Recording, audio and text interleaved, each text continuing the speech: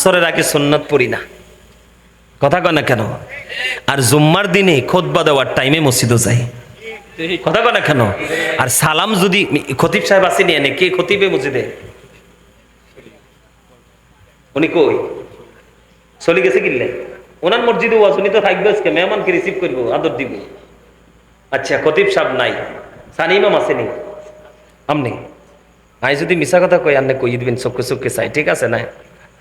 আন্নে কন্ত মুসল্লিরা সালাম ফিরালে তাইনি যুদ্ধ শুরু করে, কথা কয় না কেন? দরজা মনে ভাঙ্গা ফেলাইব, কার আগে কি বের হবো মোনাজাত তো নাই। নাউজুবিল্লাহ কোন? বাপরে বাপ, আবার নিজের সুন্নি দাবি করে। কি আপনি রহমত পাইবেন করতে? ইবাদত হবে তাকওয়া নিয়ে, কমার্শিয়াল সিস্টেমে না, কথা কয় না কেন? ইবাদতের মধ্যে কোনো ডিজিটালাইজ নাই, কমার্শিয়াল কোনো পদ্ধতি। ইবাদত হবে তাকওয়া নিয়ে, কি নিয়ে? কথা বলে না কেন? আরেকটু ওয়াজ করণ লাগেনি? কারণ আমার বিষয়টাই এটা, চতুর্দিকে যাব, চতুর্দিক থেকে মেসাল দিব। এদিকে তাকান, রসুল কইছে জুমার দিনে সবচেয়ে ভালো করে গোসল করো, সবার আগে করে গড়ে যে লম্বা পাঞ্জাবিটা আছে সেটা পরো, পরার পরে গড়ে যে আতর আছে পুরো বডিতে আতর লাগাইয়া, সবার আগে গাড়ি আছে গাড়ি দিয়ে যাও না, হাইটা হাইটা মসজিদে যাও। সুবহানাল্লাহ বলেন। তুমি হেঁটে যাবে, পিছন দিয়ে মানুষ মনে করবে জান্নাতি মানুষ যাচ্ছে, আসলেই তো তুমি জান্নাতি, জান্নাতের বাগানে যাচ্ছ। সুবহানাল্লাহ বলে না কেন? রসুল বলছেন সবার আগে যাইয়া সামনের কাতারে বসে যাও, যত সুন্নাত নামাজ আছে সবগুলো পড়ে নাও, সামনের কাতারে বসো, তোমার একটা উট সদকার সওয়াব।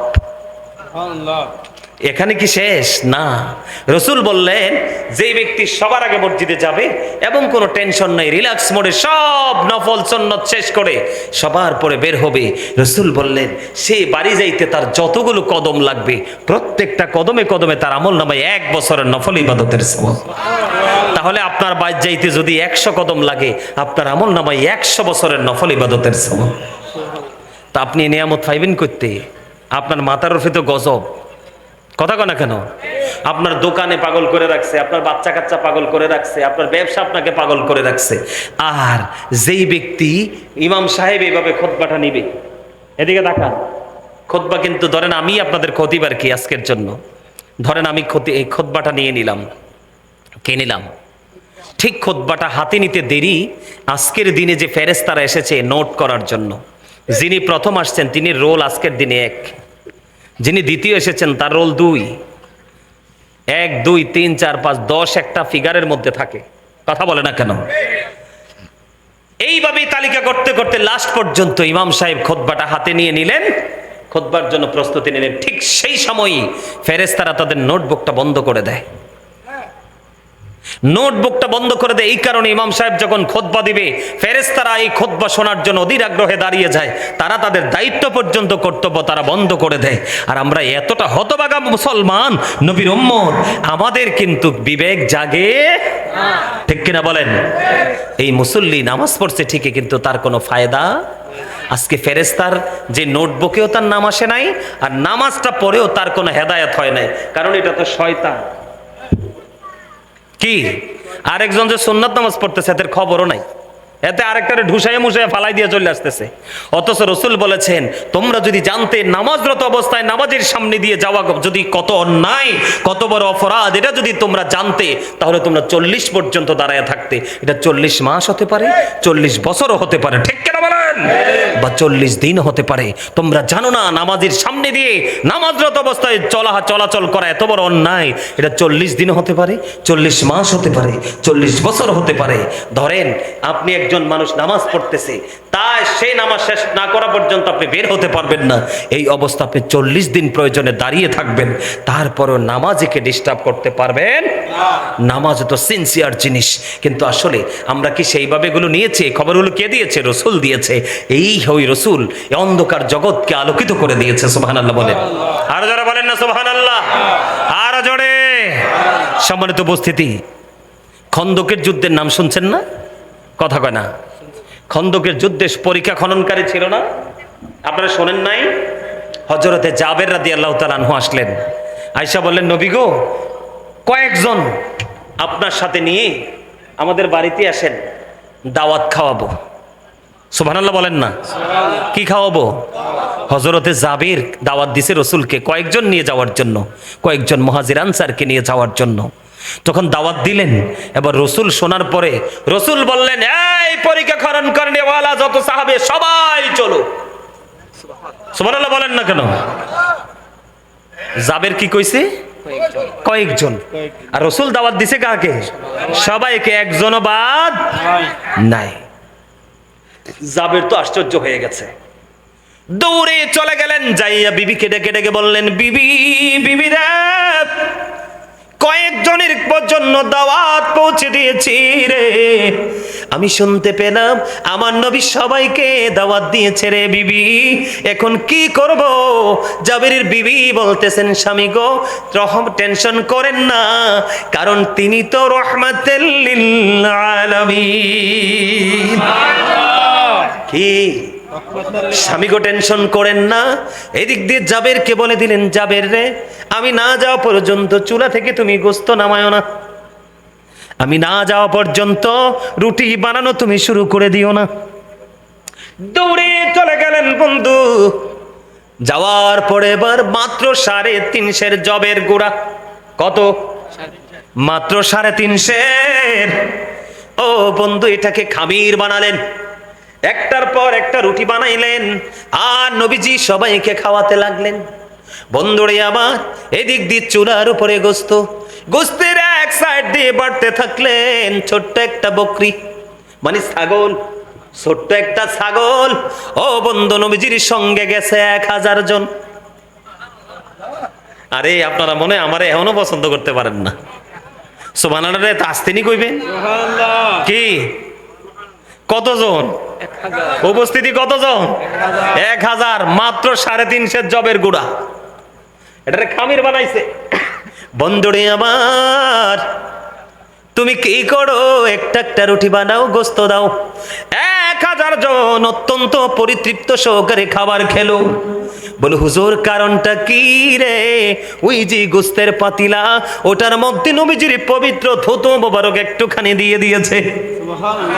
এই যে রুটির খামির, ওই খামিরের মধ্যে নবীজির একটু পবিত্র থুতু মোবারক দিয়ে দিলেন। এই যে রুটি বানাতে লাগলো আর খাইতেছে, গোস্ত রান্না করতেছে, গোস্ত খাইতেছে, রানতে রানতে খাইতে খাইতে বন্ধু 1000 জনের খাবার শেষ হয়ে গেল রে।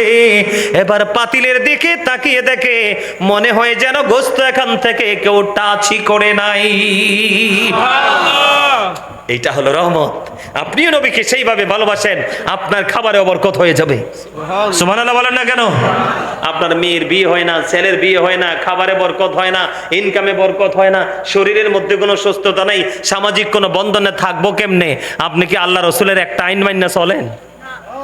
প্রত্যেক দিন ঘুম থেকে উঠাইতে বলেন, হামসে বারা কোন হ্যাঁ, কথা কয় না কেন?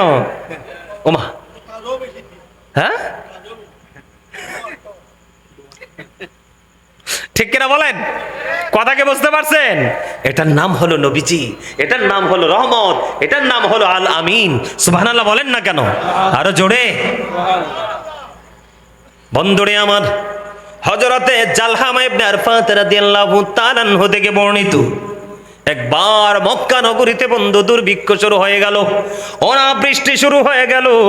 ও বন্ধু, বৃক্ষ ফল ফসলি সব ধ্বংস হয়ে যাচ্ছে, এমন এক ভয়ঙ্কর অবস্থা। বন্ধুরে, তখন মক্কা নগরীতে কিছু মানুষ দৌড়ে ছুটে এসলেন হযরতে আবু তালেবের কাছে, এসে ডেকে ডেকে বললেন, এই আবু তালেব, আপনি কোথায় গো? একটুখানি বের হয়ে আসেন না, মক্কার অবস্থা ভালো না, দুর্ভিক্ষে অনাবৃষ্টিতে সব ধ্বংস হয়ে যাচ্ছে।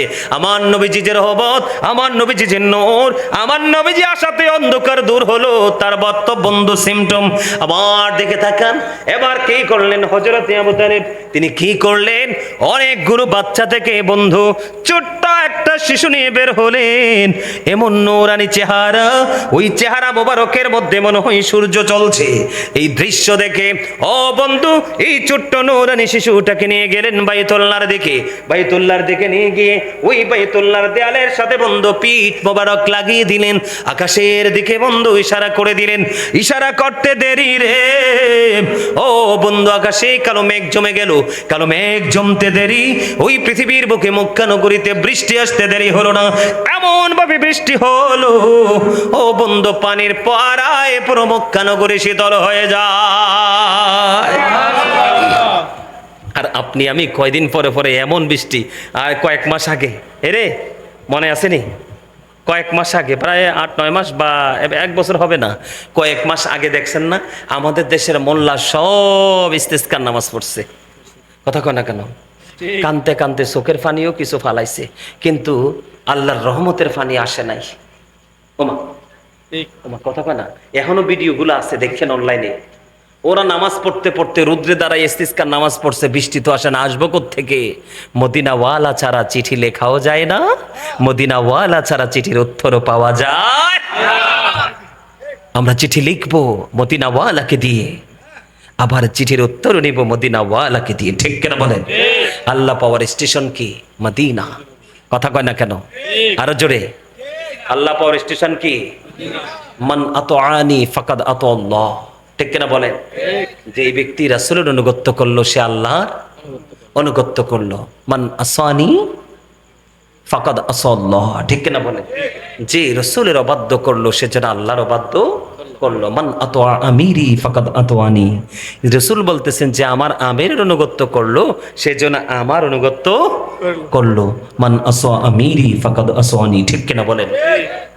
যে আমার আমিরের অবাধ্য করলো সেই জন্য আমি নবীর অবাধ্য করলো। নাউজুবিল্লাহ বলেন। তার মানে রসুল মানলে আল্লাহ মানা হয়ে যায়, আর রসুলের অবাধ্য করলে আল্লাহর অবাধ্য হয়ে যায়। এরপরে রসুল বলেছেন, দেখেন যে আমির শব্দটা ইউজ করেছেন কি? মান আতা আমিরি ফাকাদ আতাআনি ওমান আসা আমিরি ফাকাদ আসানি, মানে আমার আমিরের অনুগত্য করলে, তার মানে মদিনাওয়ালার পাগল, মদিনাওয়ালার পাগল আলেম বা আল্লাহর ওলিদেরকে মানলেই রসুল বলছেন আমাকে মানা হয়। সুবহানাল্লাহ বলেন না কেন? এরপরে রসুল বলেছেন, মুত্তাফাকুন আলাই, বুখারী এবং মুসলিম শরীফের হাদিস, হাদিসের রাবী হলেন হযরত আবু হুরায়রা রাদিয়াল্লাহু তাআলা আনহু, যে আমার আমিরের অবাধ্য করলো সে যেন আমি নবীর অবাধ্য করলো। সম্মানিত উপস্থিতি, সর্বশেষ আলোচনা হলো আল্লাহ রসুল বলেছেন, join with my dear people, come to my paradise. রসুল বলেছেন, ফাদখুলি ফি ইবাদি ওয়াদখুলি জান্নাতি। রসুল বলেছেন, তুমি যে রহমাতুল লিল আলামিন এসে যে অন্ধকারকে দূর করে দিল, এই অন্ধকার কিন্তু নবী তো চলে গেছে, আবার তোমাদের মাঝে এসে হাতছাড়ি দিয়ে ডাকবে, অন্ধকার জগতের দিকে নিয়ে যাওয়ার জন্য তোমাকে চেষ্টা করবে, আর এই অন্ধকার থেকে তোমাকে আলোর দিকে আনার জন্য সীসা ডালা দেওয়াল হয়ে যাবে মদিনাওয়ালার পাগল আলেম এবং আল্লাহর ওলিরা। সম্মানিত উপস্থিতি, আমরা এই নেয়ামত রহমত পাওয়ার জন্য সে আলোর জগতে হাঁটতে চাই।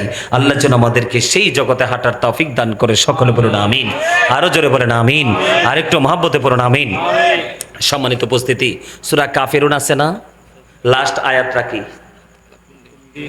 লাকুম দীনুকুম ওলিয়া দিন। কি? লাকুম দীনুকুম ওলিয়া দিন। আমরা অন্ধকার জগৎ থেকে বের হয়ে আলো পেয়েছি, সেই আলো পেয়ে অন্ধকারাচ্ছন্ন মানুষগুলোকে আঘাত করতে পারবো না। কি করতে পারবো না? তুমি তোমার ধর্মের চর্চা করো, কি করো? কথা কয় না কেন? আমি আমার ধর্মের চর্চা করি, ঠিক না বলেন? এই সুবাদে আমি একটু কথা বলতে চাই। আমাদের দেশে সাম্প্রতিক সময়ে অনেক হিন্দুদের উপর আক্রমণ করা হয়েছে, হয়েছে কিনা? সাম্প্রদায়িক সম্প্রীতিতে আমাদেরকে বাঁচতে হবে, এটা রসুলের শিক্ষা। আল্লাহ কোরআনে বলেছে, একটু খেয়াল করেন, ইন্নাল কাফিরিনা কানু লাকুম আদুওয়াম মুবিনা। আল্লাহ বলেছেন, the heretics are the eternal enemy of the believers. আল্লাহ বলেছেন, ইমানদারদের প্রকাশ্য শত্রু হলো বেঈমান কাফেরেরা। কারা? বেঈমান কাফেরেরা। তাদেরকে আমরা শত্রু হিসাবে আখ্যায়িত করব। এদিকে সূরা কাফিরুনের শেষ আয়াতের দিকে যদি তাকাই, আবার আল্লাহ বলতেছে, তারটা তাকে করতে দাও, তোমারটা তুমি করো, তবে তাকে আক্রমণ করে নয়, তুমি তাকে ভালোবাসা দিয়ে তাকে হেদায়েতের পথে ডাকতে পারো। রসুল বলে গেছেন যে তুমি তোমার আশেপাশে যদি কোনো কি থাকে, বেঈমান কাফের থাকে, তোমরা তাদের সাথেও এমন ব্যবহার করো তোমার ইন্তেকালের পরে তারাও যেন কাঁদে। সুবহানাল্লাহ বলেন না কেন? এই মিয়া, রসুল যদি প্রতিবেশীর প্রতি সহানুভূতিশীল না হতেন, তাহলে সেই প্রতিবেশীরাই কি একদিন রসুলকে রসুল হিসাবে মানত? কথা বলেন, মানতো? মানতো না তো। তো আপনার আমার আশেপাশেও যদি কিছু ইসলাম বিদ্বেষী থাকে, ইসলাম বিরোধী থাকে, ভিন্ন মতের থাকে, আমরা তাদেরকে আঘাত করব না, আমরা তাদেরকে আক্রমণ করব না, আমরা তাদেরকে ভালোবাসা দিয়ে আমরা ইসলাম ধর্মের সুশীতল ছায়াতলে আনার চেষ্টা করব। কথা বুঝতে পেরেছেন? আরো জোরে বলেন। বা সাম্প্রদায়িক উস্কানি কি আমরা দিব? মারামারি ঝগড়া কি আমরা বাজিয়ে দিব? বাজাবো না। সম্মানিত উপস্থিতি, ইসলাম এমন সুন্দর এক ধর্ম, যেই ধর্মের মধ্যে মারামারি কাটাকাটি হানাহানি নাই, শুধু সম্প্রীতি আছে। ঠিক কিনা বলেন? আরো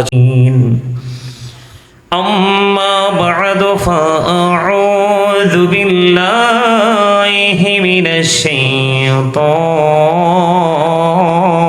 রাজীম। বিসমিল্লাহির রহমানির রহিম। ওয়ামা আরসালনাকা ইল্লা কাফাতাল লিন-নাসি বাশীরাও ওয়া নাযীরা।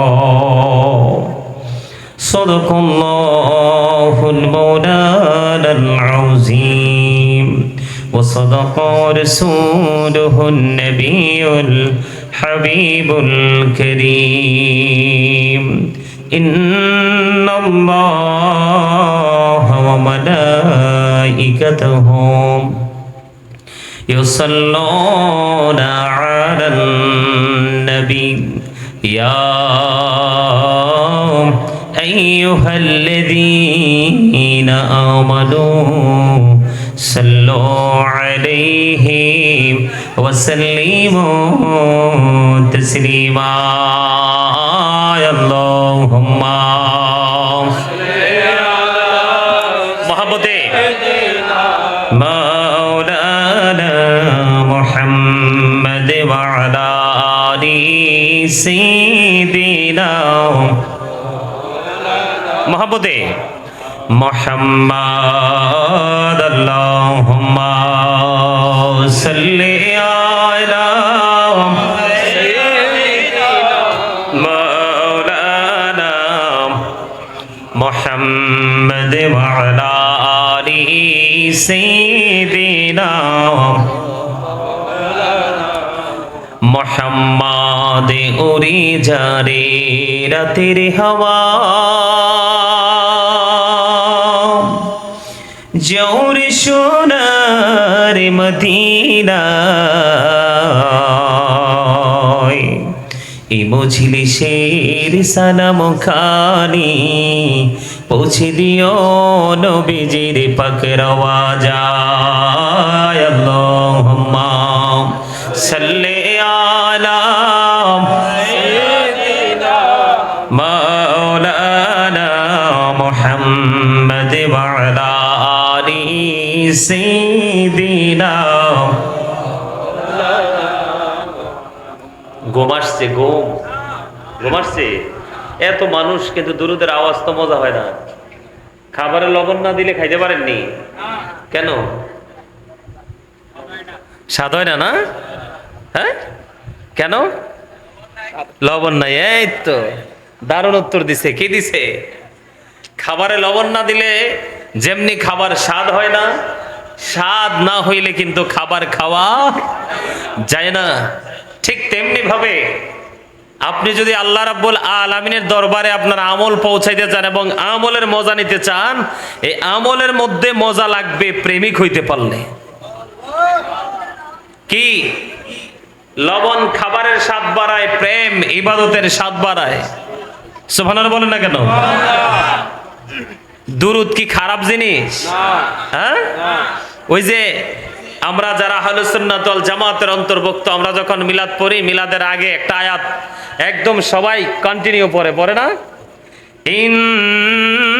ইন্নাল্লাহা ওয়া মালাইকাতাহু ইউসাল্লুনা আলান নবী ইয়া আইয়ুহাল্লাযীনা আমানু সাল্লু আলাইহি ওয়া সাল্লিমু তাসলিমা। আল্লাহুম্মা সাল্লি আলা সাইয়্যিদিনা محمد وعلى آل مولانا মোহাম্মদ সবাই বলেন নূরে নবীজির শুভ আগমনে জগৎ হইল উজালা মধুর নামটি জপে জপে মিঠাও মনের প্রেম জ্বালা আল্লাহুম্মা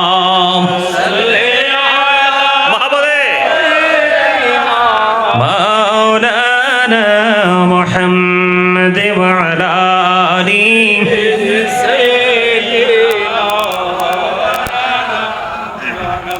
محمد وشوق আমার প্রাণের নবীজি বসো আমার অন্তরে প্রাণী ভরিয়া দেখিব তোমায় এই দেহে প্রাণ থাকিতে আল্লাহুম্মা সাল্লি আলা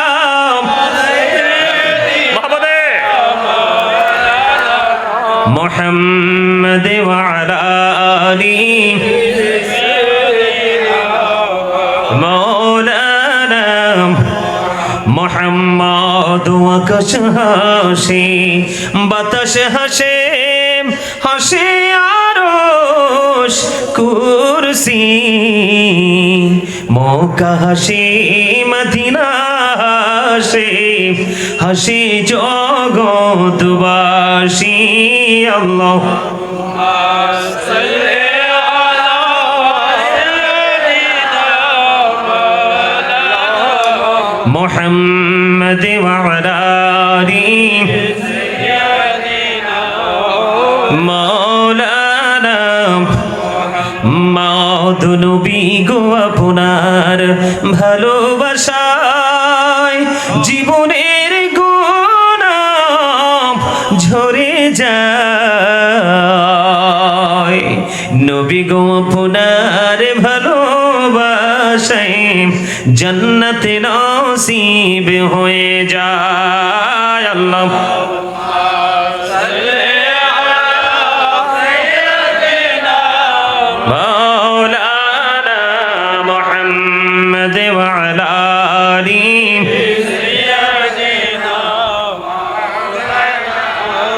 محمد لا إله إلا الله لا إله إلا الله لا إله إلا الله لا إله إلا الله এই কত সুন্দরী মদিনা কিমিনে যাব জানি না রে কত সুন্দর মদিনা আহা কিমিনে যাব জানি না রে দয়া করো দয়াল আল্লাহ দয়া করো দয়াল আল্লাহ নসিব করো মদিনা লা ইলাহা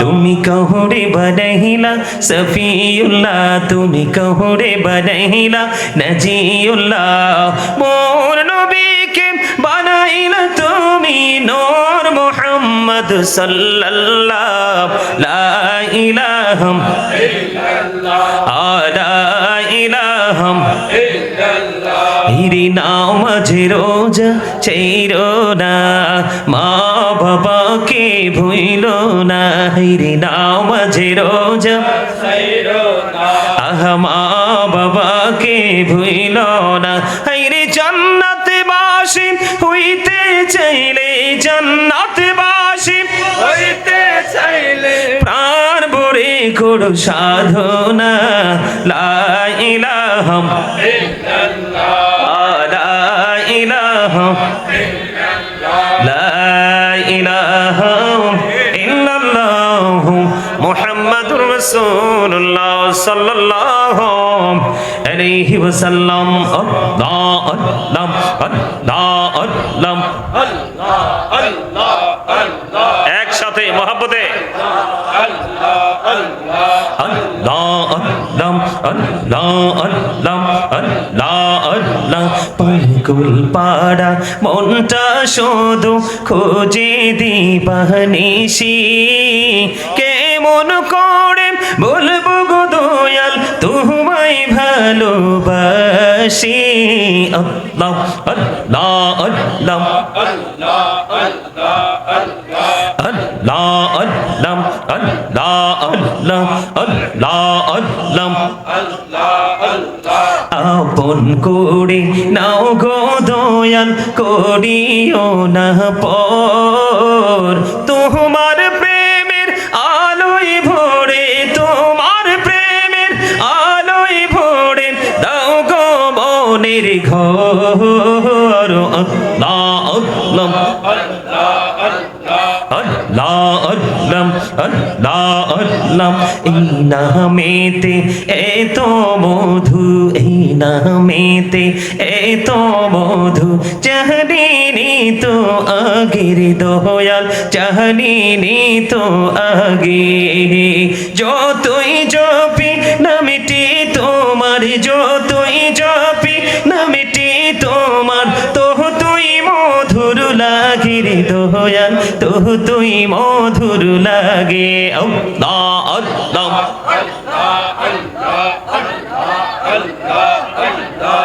লা ইলাহা ইল্লাল্লাহ মুহাম্মাদুর রাসূলুল্লাহ সাল্লাল্লাহু আলাইহি ওয়াসাল্লাম।